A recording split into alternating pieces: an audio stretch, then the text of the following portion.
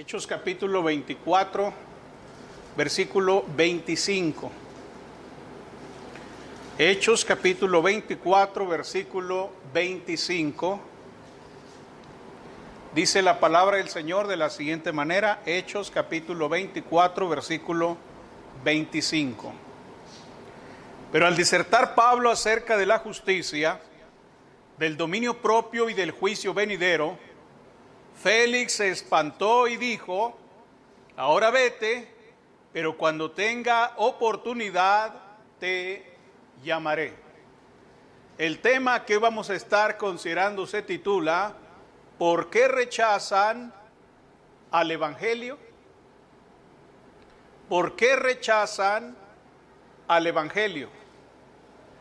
En nuestro mensaje anterior aprendimos que debemos obedecer al Evangelio para ser libres de la esclavitud del pecado. Aprendimos que el hombre puede obedecer al Evangelio aunque esté muerto en sus pecados. Aprendimos que el Evangelio debe ser obedecido de corazón. Aprendimos que obedecer el Evangelio implica obedecer un tipo o una forma de doctrina.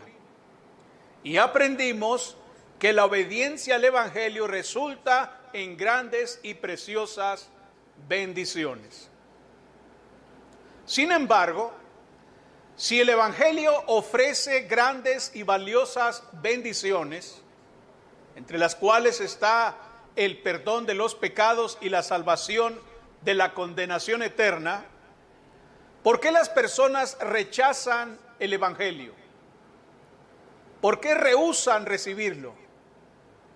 Yo no entiendo cómo es que una persona rechaza el Evangelio una vez que lo ha entendido. Cuando yo escuché el Evangelio hace años y lo entendí, no pude hacer otra cosa más que aferrarme a la cruz de Cristo y ser redimido con su sangre. Por tanto, creo que es una terrible desgracia cuando las personas inteligentes escuchan al Evangelio, lo entienden y luego lo rechazan. ¿Pero por qué lo hacen? ¿Por qué rechazan al Evangelio? Bueno, en la Biblia encontramos la respuesta y en primer lugar, la Biblia nos muestra que las personas rechazan el Evangelio porque no sienten la necesidad de recibirlo. En Proverbios capítulo 27, en el versículo 7, la palabra de Dios nos dice una gran verdad. Proverbios capítulo 27, versículo 7 dice: el hombre saciado desprecia el panal de miel, pero al hambriento todo lo amargo le es dulce. El Evangelio ofrece grandes y preciosas bendiciones, promesas gloriosas que todo hombre necesita. Sin embargo, cuando algunos hombres rechazan al Evangelio, lo hacen porque se sienten saciados, porque se sienten bien. Alguien dijo ahí en el mundo: barriga llena, corazón contento. Pues así muchas personas que rechazan al Evangelio lo hacen porque están satisfechas con la vida que tienen. Están contentos con la vida que llevan. No sienten hambre, no sienten ninguna necesidad de Dios. Creen que no lo necesitan. Creen que así su condición de vida está bien, es viable. Tienen el mismo sentir de la iglesia allá en la Odisea, como lo muestra Apocalipsis capítulo 3 en el versículo 17, que dice: porque tú dices, yo soy rico y me he enriquecido y de ninguna cosa tengo necesidad.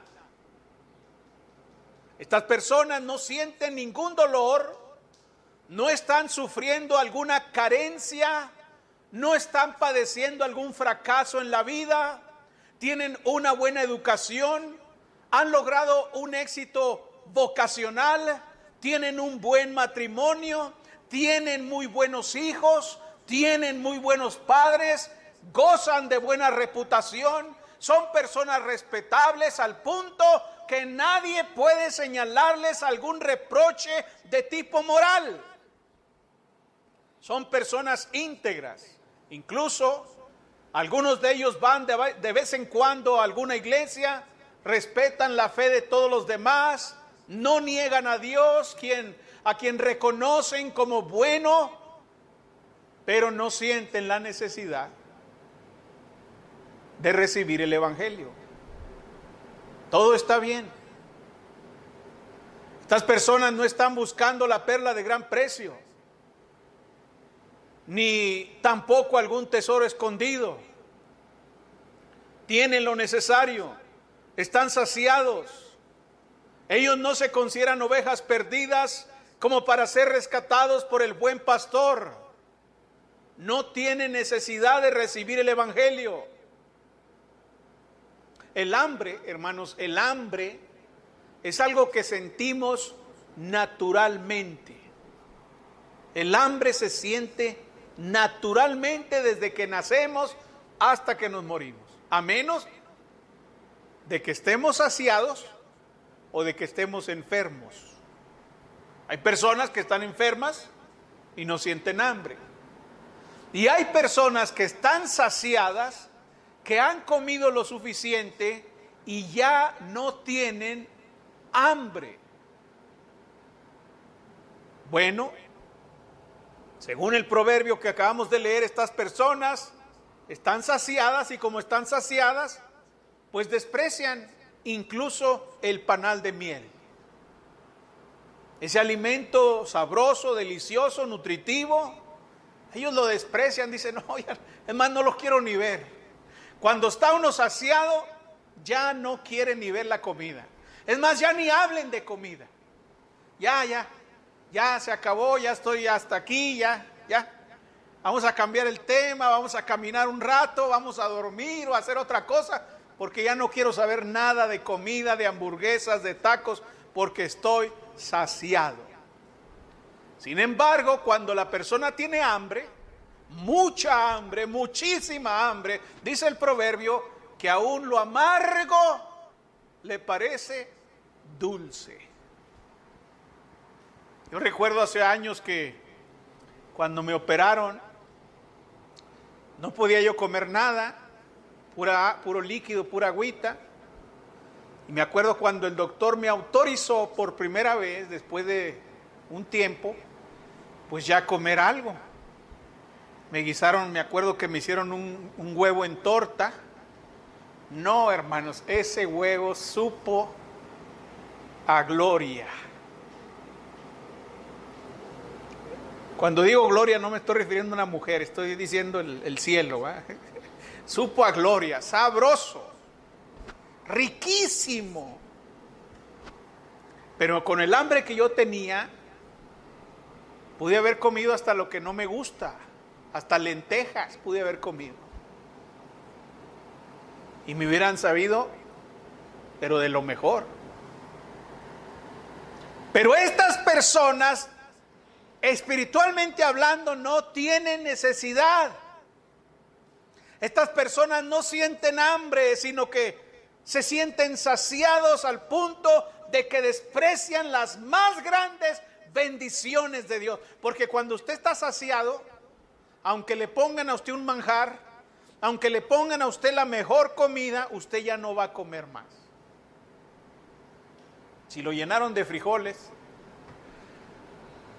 como había un hermano por ahí, una hermana, cuando nos invitaba a comer a su casa, primero nos llenaba de frijoles, sacaba frijoles y todo, vámonos, coman tortillas, vámonos. Y al último empezaba a sacar la carne, y ya decía uno, no, pues ya, ¿para qué? Pues ya, esto está acá. Ya se quedaba ahí la carne ahí. Aunque era carne, ya estábamos saciados, ya. Así la persona que en el mundo se siente saciada por la buena vida que tiene, pues el Evangelio no representa ninguna atracción. Otras personas rechazan al Evangelio porque no tienen una visión real de su vida pecaminosa. Este tipo de personas bien pueden reconocer que no son ángeles, que no son perfectos, que no son santos, e incluso pueden reconocer que han cometido algunos errores, pero no lo suficiente como para recibir el Evangelio. Y es que no basta, mis hermanos, no basta con tener una conciencia culpable o incluso sentir vergüenza por el pecado, no es suficiente. Personas que sí se avergüenzan, no quieren hablar de las cosas que han hecho, pero no llegan a una convicción de pecado.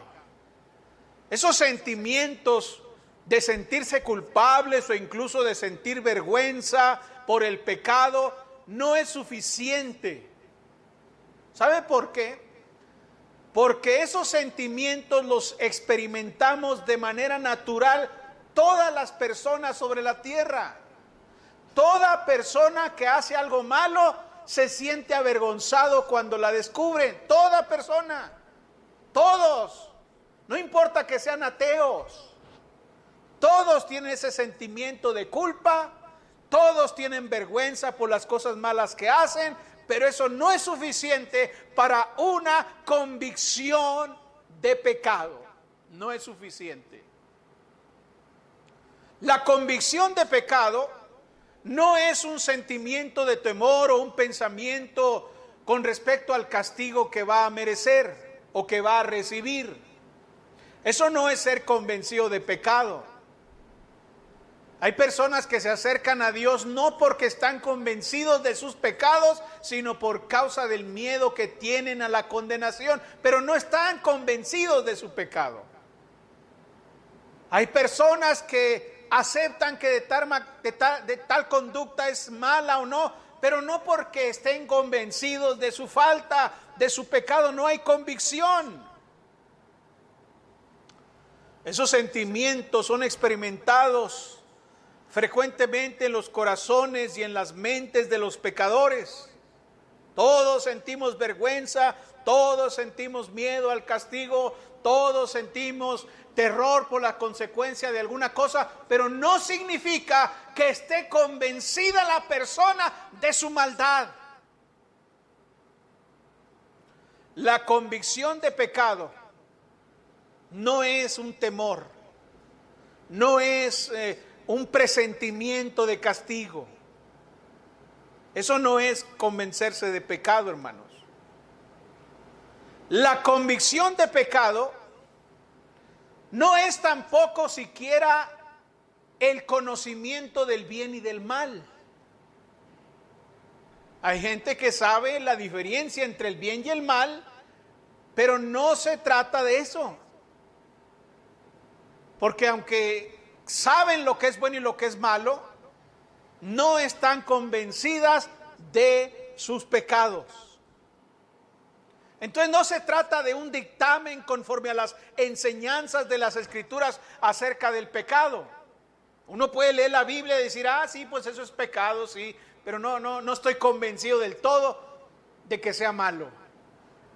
Para mí, que si yo lo hago, no estoy convencido de que yo sea una persona malvada, perversa. Es más, algunas personas que leen la Biblia y entienden que tal o cual cosa es pecado, se justifican diciendo, es que me orillaron a eso, es que no tuve otra opción, es que no tengo otro camino, así son las circunstancias y ni modo.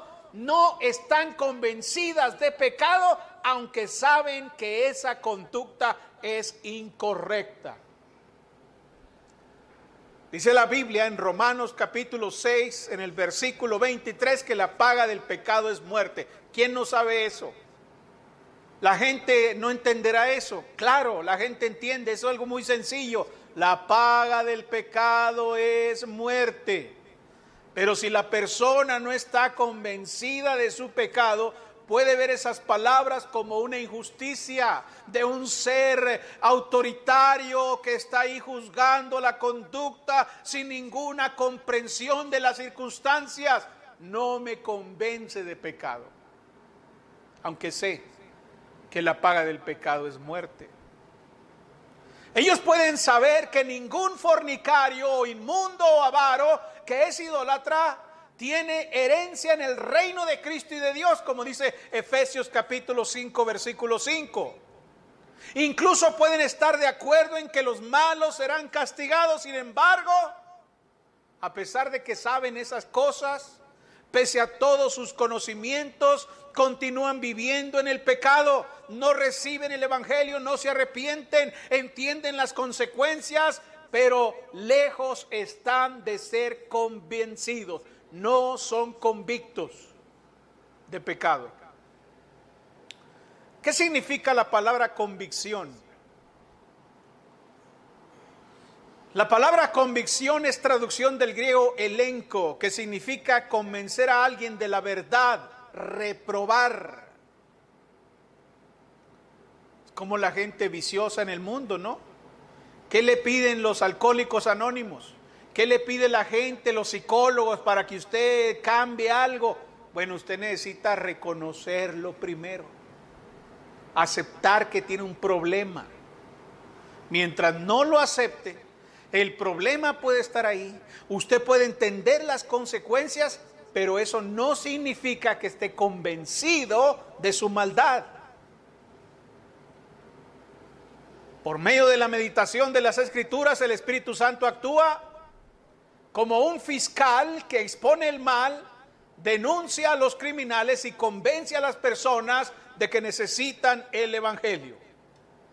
La persona que no tiene convicción de su pecado se juzga a sí misma como justa o como una persona que vive de una manera contraria a Dios porque no tiene otra alternativa. No tengo otra opción. Entonces ya no se mira como un pecador. ¿Sabe cómo se mira esa persona? Como una víctima. Soy una víctima de las circunstancias. Si estoy en pecado es por las circunstancias. Si estoy en la maldad, si estoy en rebelión contra Dios, no es porque yo sea malo, no es porque yo sea un perverso, es por las circunstancias. Entonces se disfrazan de víctimas, ya no de pecadores. No soy un asesino, no soy parte del crimen organizado, jamás he sido acusado de ser pervertido. Es cierto, dicen que he cometido algunos errores, algunas fallas, pero no soy un completo depravado. En mi vida hay más cosas buenas que cosas malas. Ellos pueden aceptar que Dios y la religión podrían convertirlos en una mejor persona, como lo podría hacer cualquier otra institución social. Por tanto, y dado que no se han convencido de ser pecadores arruinados, con una vida indecente y corrupta, cuya única esperanza está en el evangelio, entonces no lo reciben, lo rechazan. Estas personas toman todo lo bueno que son y todo lo bueno que hacen como grandes árboles que colocan en pequeñas macetas, esperando que produzcan el fruto de la aprobación divina. La autoestima es el lema de estas personas. Y miren, hermanos, si ustedes se fijan en la sociedad, ahorita está de moda la autoestima. Está de moda ahorita. Supuestamente los hombres necesitan tener una buena autoimagen, un concepto positivo de sí mismos, un fuerte sentido adecuado de las personas. No dejarse esclavizar por las ideas negativas de otros. Deben buscar la realización individual.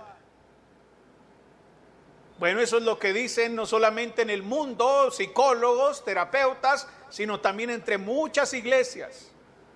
Muchos cristianos populares están haciendo esto.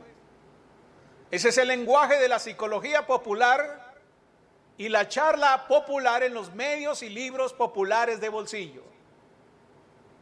De hecho, el evangelio de hoy va tan lejos como para decir que una mala imagen de uno mismo es algo dañino. Hay que cambiar el discurso en las iglesias. Hay que convertirlo en un lenguaje positivo. porque el hombre necesita realizarse. Dicen que todo el punto del evangelio es dar una buena autovaloración a la persona, que se valore adecuadamente como individuo. ¿Y sabe qué pasa con eso? Que hace que los hombres no vean su indignidad. No se sienten indignos. Obviamente ese mensaje ciega a las personas. Por eso hoy se está considerando incorrecto señalar exactamente lo que el Evangelio señala con respecto a la condición del hombre. Y las nuevas generaciones no pueden imaginarse cómo es que Dios podría rechazarlos. ¿Cómo me va a rechazar Dios? ¿Sabe por qué? Porque la psicología, la filosofía mundana y alguna religión le ha metido en la cabeza que él no es indigno, que no se mire indigno, que tenga una valoración alta sobre sí mismo, que se valore a sí mismo. ¿Cómo puede Dios rechazarme a mí? Se cree que el pensamiento de que Dios pueda rechazarme legítimamente es un discurso de odio, no de amor. Y Dios es amor. Se les olvida que Dios también es fuego consumidor. Los hombres rechazan el evangelio y van tras evangelios pervertidos que lo único que hacen es alentar su pecado, engañándolos, haciendo creerles que son muy dignos. Otras personas rechazan al evangelio porque no se percatan que la ira de Dios está sobre sus cabezas. Muchas personas no logran entender o no quieren aceptar que la ira de Dios está sobre ellos, porque se han dejado convencer por la cultura de que Dios no es fuego consumidor, no es puro y absolutamente santo, de tal suerte que no tolera el pecado y la iniquidad del hombre. La cultura y los diversos medios de comunicación, así como algunas iglesias modernas, han adquirido el lenguaje de los falsos profetas, como dice Ezequiel capítulo 13 en el versículo 10, que dice: paz no habiendo paz.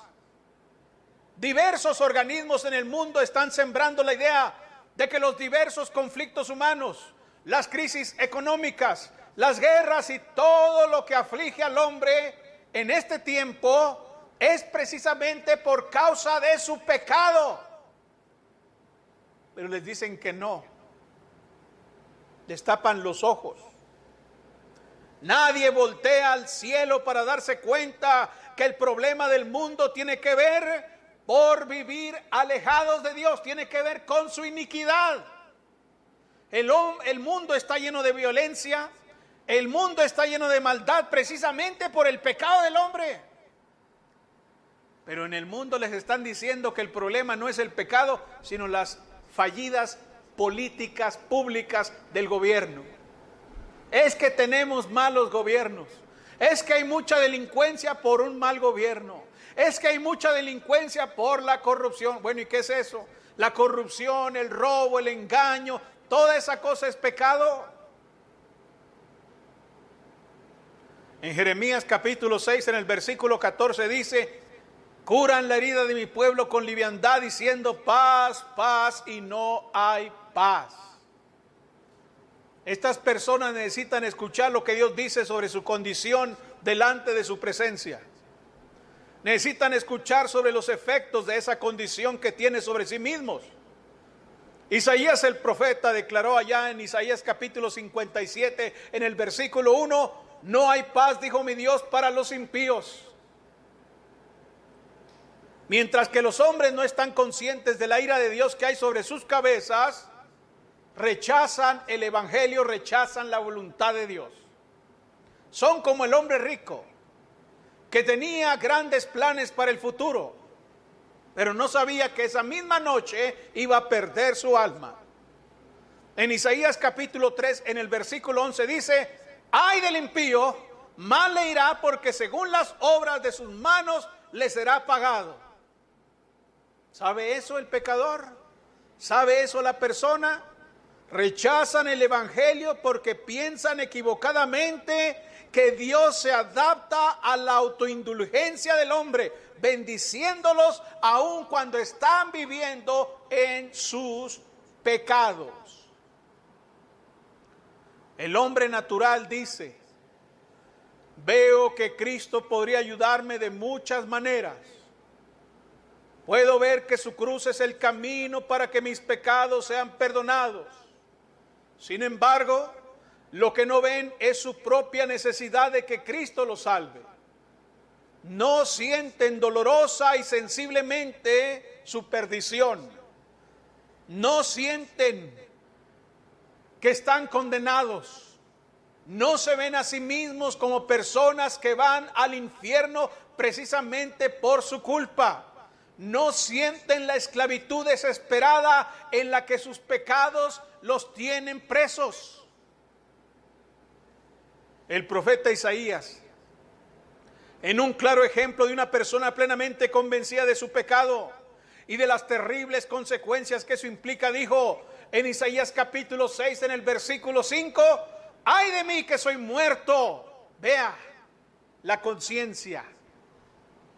Ay de mí que soy muerto. ¿Por qué? Porque siendo hombre inmundo de labios y habitando en medio de un pueblo que tiene labios inmundos, han visto mis ojos al Rey Jehová de los ejércitos. Ahí está la convicción de pecado. Soy muerto. Tengo mis labios inmundos. Somos convencidos cuando somos profundamente conscientes de la ira que el pecado expone nuestras almas. Pablo dijo en Romanos capítulo 1 en el versículo 18: porque la ira de Dios se revela desde el cielo contra toda impiedad e injusticia de los hombres que detienen con injusticia la verdad. ¿Ven? No puede ser evitada la ira de Dios. La ira de Dios es una realidad. Así como de real son las nubes, así como tan reales son las plantas y los animales, así como tan reales son las cosas que usted toca con sus manos, así como tan real es su propia vida, así de real es la ira de Dios sobre los pecadores. En Romanos capítulo 2, en el versículo 5 dice: pero por tu dureza y por tu corazón no arrepentido, atesoras para ti mismo ira para el día de la ira y de la revelación del justo juicio de Dios. ¿Lo ven? Es una realidad. La persona no está consciente, no se da cuenta que la ira de Dios está sobre él y por eso rechaza el evangelio. Cuando el carcelero de Filipos cayó a los pies de los apóstoles gritando: señores, ¿qué debo hacer para ser salvo? Él estaba bajo la convicción de su pecado. Mire, ni siquiera se le predicó. Solo estaba oyendo cantos, solo estaba oyendo himnos. ¿Qué cantos escuchó? ¿Qué fue lo que oyó en aquellas alabanzas que estaban entonando estos hombres de Dios que estaban ahí presos, de tal suerte que cuando él se vio en esta circunstancia dijo: ¿qué debo de hacer para ser salvo? Él estaba convencido de su pecado y de que la ira de Dios estaba sobre su vida. Él estaba seguro de que sin un Salvador moriría eternamente. ¿Por qué rechazan el evangelio?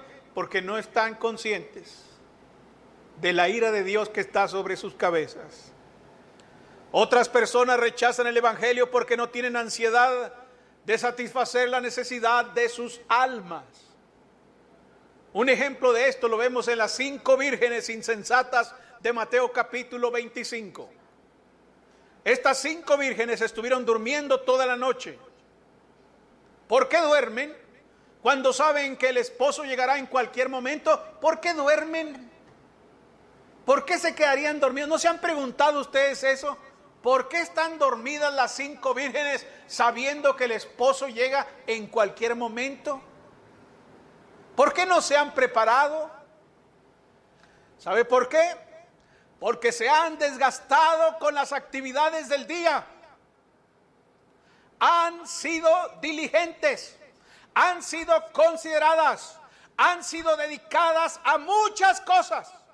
Han acumulado sus provisiones de seguridad financiera, de vivienda agradable, de buen estado físico, de una buena posición comunitaria, de una unidad familiar y social. Pero ¿qué pasó con el suministro de combustible?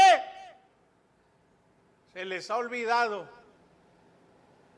el combustible para las lámparas y ahora están dormidas. ¿Creen que tienen tiempo suficiente para eso? ¿No han sentido la necesidad de preocuparse por el aceite de la gracia que salva y alimenta sus almas? ¿Creen que Dios no quiere que nos molestemos por cuestiones espirituales? ¿Creen que las cosas de Dios pueden estar al final de la lista de nuestras prioridades? ¿Creen que Dios jamás querría hacernos sentir culpables? ¿Creen que Dios quiere que estemos en paz y felices en este mundo y con las cosas de este mundo y con las personas de este mundo? Él no nos envía pesadillas. Él nunca nos molesta con insomnio. Dios no quiere molestarnos. Dios no quiere fastidiarnos. Así que no tienen ansiedad por alimentar sus almas. Sus almas están muriendo. Sus almas están muertas. Y no tienen ansiedad por ellas. Rechazan el evangelio otras personas porque no están conformes con los términos del evangelio. Puede ser que el hombre se dé cuenta de que necesita el evangelio. Puede ser que el hombre se dé cuenta que está muerto en sus pecados y que es un miserable perverso. Puede ser que el hombre se dé cuenta de que necesita alimentar su alma. Pero ha puesto un límite al precio que está dispuesto a pagar. Si el precio de venta es demasiado alto, entonces se quedará sin Dios o buscará otra alternativa. ¿Sabe qué hacen las personas cuando ven que los términos del evangelio verdadero son muy altos?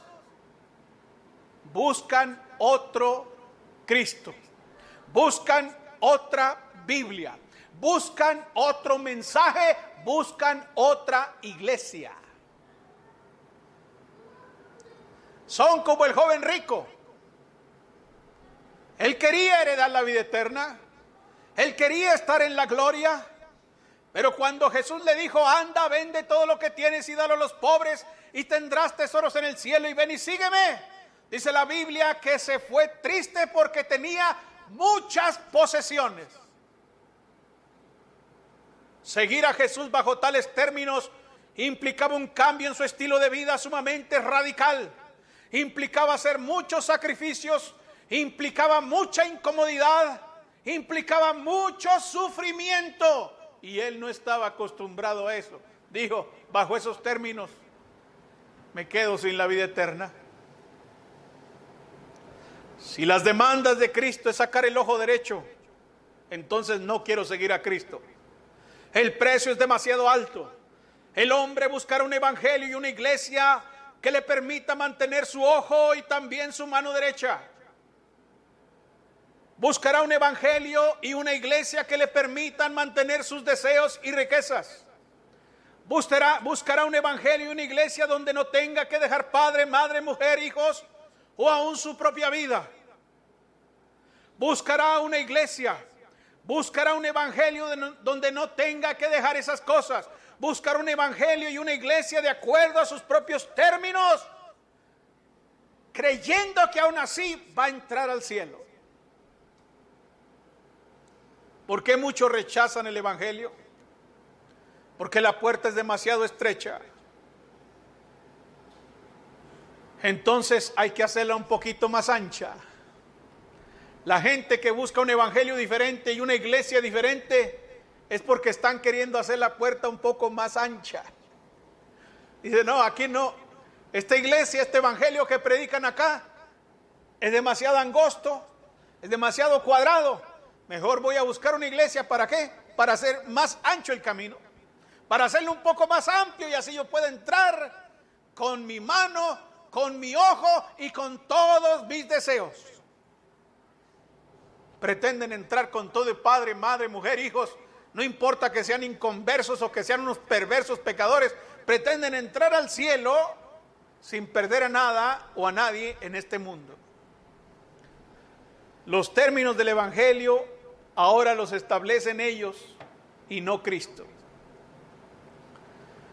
Mis hermanos, la felicidad que propone el evangelio y las bendiciones que tiene el evangelio de Cristo son naturalmente deseables,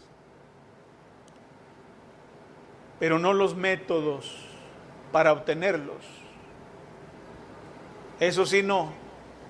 Queremos la vida eterna, el perdón de pecados, la salvación de nuestras almas, la protección de Dios, el cuidado de Dios, la provisión divina, pero no los términos. No los términos. No nos agradan los términos y entonces la persona termina rechazando el evangelio. ¿Por qué muchas personas rechazan el evangelio? Hoy hemos aprendido que las personas rechazan el evangelio porque no sienten la necesidad de recibirlo. Las personas rechazan el evangelio porque no tienen una visión real de su vida pecaminosa. Las personas rechazan el evangelio porque no ven que la ira de Dios está sobre sus cabezas. Las personas rechazan el evangelio porque no tienen ansiedad de satisfacer las necesidades de su alma. Y las personas rechazan el evangelio porque no están conformes con sus términos. ¿Usted es uno de los que rechaza el evangelio?